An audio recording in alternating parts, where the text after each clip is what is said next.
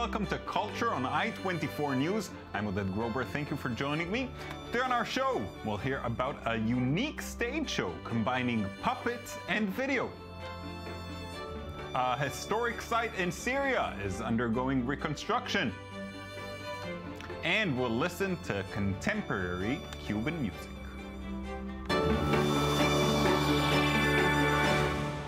Salt of the Earth is a theater show based on Amos Keinan's 1984 dystopian novel, The Road to Ein Harod. Tzvi Sahar and his crew adapted the book to the stage in a style he calls puppet cinema. It will be staged this Wednesday at the Zira Theater in Jerusalem as part of the International Puppet Theater Festival. Very happy to have Tzvi in the studio to tell us all about it. Thanks for coming in, Tzvi. Thank you for inviting. So what is puppet cinema? It's a theater style, which we're using puppetry and cinematography to create a theater show. So everything is live, both the film, nothing is pre-recorded, and we just use it all together. All right, let's take a look at this clip, and we'll come back and hear some more from you.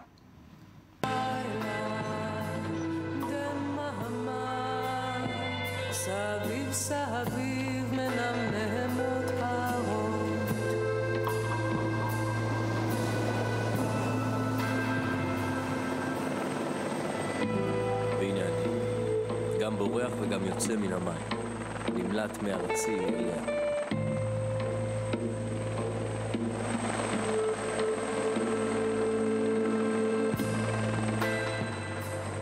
Something very special. Now, we'll come back later to the process and the technique, but first let's talk about the show, Salt of the Earth. What's it about? What can you tell us about it? It was written by Amos Keinan in 1984, and it's an Israeli dystopia. It tells the story of a rebel writer fleeing from his house in Tel Aviv in an imaginary Israel under a military coup, escaping to what is rumored to be the last, I would say, base of Free man. The free place, which is Ein Harod. Now, it's pretty rare in Israeli literature, in Israeli culture in general, dystopian novels. Why did you decide to go with it? I think it touched my fears. This is like where I create from. So I think I read this book, I was frightened, and I think it's a good motivation to create from. Yeah, it's a good way of coping with those fears, maybe. Do you, how should I put this? Do you see any relations to today's society?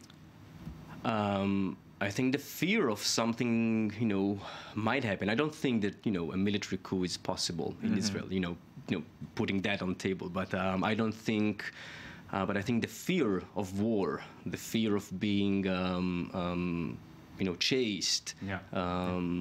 Very present. Yeah, I mean, either if it's censorship, or even if it's a real war, or if it's it's culture wise. I don't think. I think being chased and being it's still you feel is something relevant. Yeah. Now another star of the show is Salt, as we can see. What's the story with the salt? So there's 1,000 pounds of salt, which is like half a ton, I think. We're using the salt in order to create all of the landscapes of Israel that the puppet goes through. So anything you need to create, if it's a city, so you swipe you make streets, you put houses in it, and then you can film in that. You can create the hills, and we use the salt. Special. How is it? What's it like working with salt? It burns sometimes on wounds. It's very dry, so it's good if you're asthmatic to be there. And I think it's, we're using the salt, I think it's both purifying and it's both it's probably challenging. Eating. I mean, there's corrosion. It's eating exactly. I mean, it's eating the cables, it's eating the metals. So we found that as a good material, good metaphor for our land and the process of the show. Both something that eats you, it's stronger than you, but it's also purifying everything. Let's talk about the process and the technique. How do you begin working on a show? So it starts with a story. It has to start with a good story. That's in what form? A script, a film script, like a play? How do you write? No, a novel. A novel. A novel. Right. You know, I just read a book. I think, you know, trying to work with novel or short stories, something that can give you a wide range of both feeling and plot and visuals and you know, stimulate all of the artistic forms you can imagine. Musical. You can create in everything out of that. And then you try to find the materials that, you know, has a dialogue with the story, like this, you know, military bag or the salt. That the main puppet is Right, the puppet is made out of a military bag from 1967 that we found in a flea market. And it has on his back, it has the dates of the war, and every day the soldier wrote what he did and where he was. Wow. And the fifth day is empty. Wow. So, you know, the minute we saw this bag, we found, you know, we realized that's our hero. And how did you come up with the technique, with the idea of mixing, of having a camera on stage that feeds a live stream, gives a different perspective to what's happening on the stage? It's very special. It started, the true story, it's a long story, but it started so I'll make it short. It started with a dinner with my parents that we, you know, we had a small miniature show of a miniature puppet living on a sunny side up egg. Okay. From that into that, we were trying to get into a theater experience where everything is, you know, here and now, everything is created live in front of your eyes.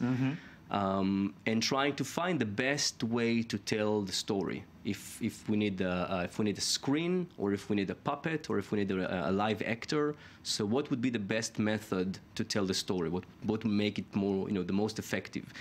And also give like, multiple focuses. Right. So whatever you look at, you're still a part of the dramatic experience. Even if you're looking on an actor or performer that changes her clothes, it is part of the scene that you know, it is still affect and support the story. Interesting. It sounds to me like you have, you know, the challenges of cinema plus the challenges of theater. You're not making life easy for yourself. No, it's hell. It's hard. It's very, very hard. I mean, once, you know, you find something with a puppet, then you find the right angle, but then you go to the theater and you have, you know, the exit sign exactly where you don't need it. And everything has to be timed accordingly. Yeah, it's like making a movie, but not recording. Yeah. And then every time, do it again and again and again and again. Well, you must really love it, probably. Yes, yeah, I do. Well, the result looks really unique, and it's going to be, we're saying this Wednesday in Jerusalem in English. In English, yeah, it's part of the International Puppet Festival of the Train Theater, and it's going to be in English because we have a lot of overseas guests.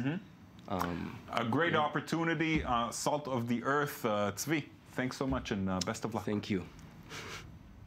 Now, Crac de Chevalier is a crusader castle in Syria, one of the most important and until recently best preserved ones in the world. But the ongoing civil war in the country has not skipped over this UNESCO World Heritage Site. The good news is that rebuilding has begun. David Gombin has more. One of the most beautiful castles in the region, a remain of the rich history of the Middle East. Welcome to the Crac de Chevalier, located approximately 40 kilometers west of the city of Homs, close to the border of Lebanon. Homs is the Syrian city known in recent years for the dramatic use of chemical weapons in the civil war, a city which has been afflicted by the conflict for almost 3 years, with thousands of dead residents as a toll. Allahu Akbar. Allahu Akbar. The epilogue of the battle concluded with the city and region takeover by loyalist forces to the Syrian government. Registered by UNESCO as a World Heritage Site since 2006, the fortress was unfortunately taken and used by military purposes during the conflict. Shelled from the bottom, bombed from the air by the army of Bashar al-Assad, the fort was finally recovered from the hands of the rebel forces in March of 2014. Here, there is a great deal of damage. There were stairs that linked the courtyard and the round table. The stairs vanished from their sight. In order to restore this, of course, we need time and money. Knight's Hall was sacked, but the statues are still there. 2 statues are still in good condition. So we can rebuild the damaged ones along the lines of these statues. And although fighting in the region is still raging, the Damascus government has decided to invest and to repair the damage. Until now, we are relieved that our budget is available. A priceless heritage and whose value is central to the attention of the Syrian government. I think the next step is that by next summer, all the initial work will be completed. Not all, because restoration itself will take much longer, but the urgent work will be done, and we will reopen the doors so that tourists are not affected by this damage. There are international standards that we have to respect. Palmyra's Roman theater and the old city of Aleppo in recent months are among the cultural and archaeological jewels of Syria that have made headlines in the international media. The reconstruction of one of the 6 Syrian sites protected by UNESCO is a tiny glimmer of hope in Syria's critical situation. In a moment, we'll enjoy some Cuban music, but first, here's our cultural recommendation for today.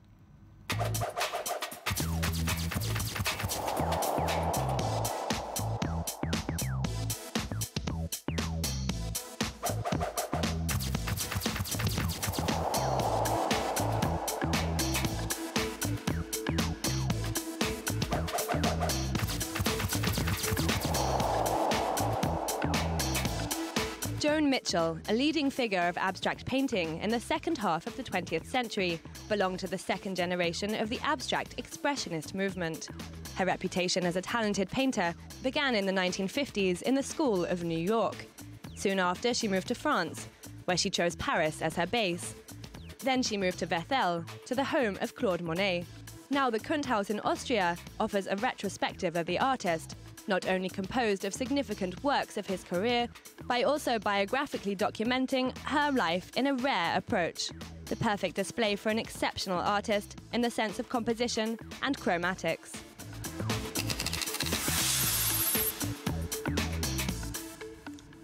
Daniel Campos is already here in the studio, about to take us all to Cuba. Please. Hello, Dad. Hi. Indeed, we're heading to Cuba. We're going to introduce you to some of the musicians of something we're calling La Nueva Era, the new era of Cuba.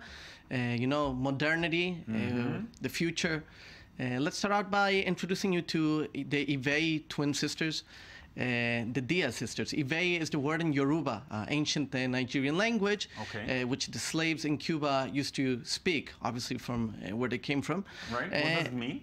It means twins. Oh, okay. That makes sense. And the Diaz sisters are very popular in Europe these days. Perhaps we can start out with the song River for you to get an idea. Come to river, I will come to river. I will come to your river.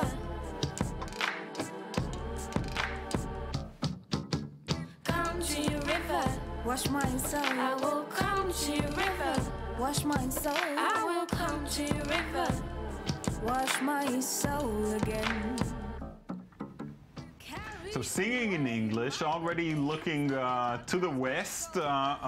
Is this something that just started now with the, with the new relations with the States, or have they been around for longer and now they just can put it out there? It's quite interesting what you're saying. Well, they are young. They're actually right now 20 years old.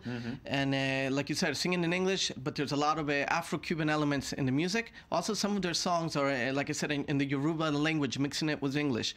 This is actually a new phenomenon, definitely. This is less roots, let's say, less traditional. Yeah. Purists actually don't like this sound. It's too modern for them. Perhaps we can have a listen at Ghosts, another song of Ive. They also have rich aesthetics in the music video. Let's check it out.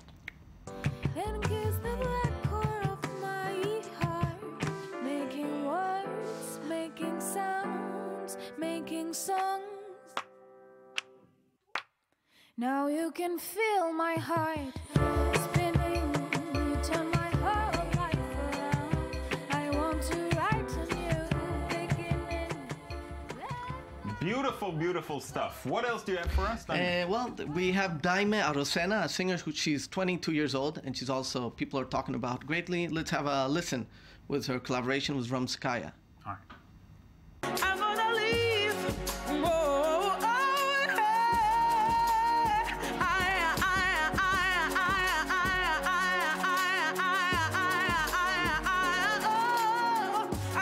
gonna leave. You are the sky. I love you more, baby. You are the sky. I love you more. You are my life. That woman can sing. Indeed. Wow. Great Indeed. voice. So yeah, I mean, this is the new Cuban sound. You know, we can expect a lot of collaborations with DJs, a bit of electro ambient touch. It's great, and it's incredible how overnight it seems like, you know, new things are coming out of Cuba. It's not just those same old cars and everything we've gotten used to. Thank you, Daniel. Think of that. Thank you at home for watching as well. We'll be here tomorrow with another edition of Culture, so please be sure to join us again.